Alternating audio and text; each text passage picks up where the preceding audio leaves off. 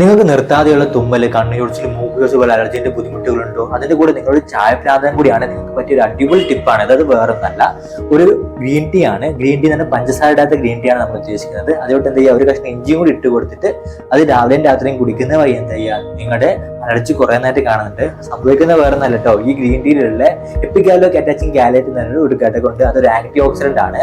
അത് നിങ്ങളുടെ അലർജിന്റെ ഇൻഫ്ലമേഷൻ കുറയ്ക്കുന്നുണ്ട്. അതുപോലെ തുമ്മല്, കണ്ണുചൊറിച്ചിൽ, മൂക്കുചൊറിച്ചിലെല്ലാം കുറഞ്ഞു വരുന്നതായിട്ട് കാണുന്നുണ്ട്. അപ്പൊ അലർജി ഉള്ളവരും അതേപോലെ ടീ അഡിക്റ്റ് ആയിട്ടുള്ള ആൾക്കാരും ഈ നോർമൽ ചായ മാറിയിട്ട് ഈ ഗ്രീൻ ടീയിലോട്ട് മാറാൻ ശ്രദ്ധിക്കുക. ചെയ്തിട്ട് അഭിപ്രായം കമന്റ് പറയാം കേട്ടോ.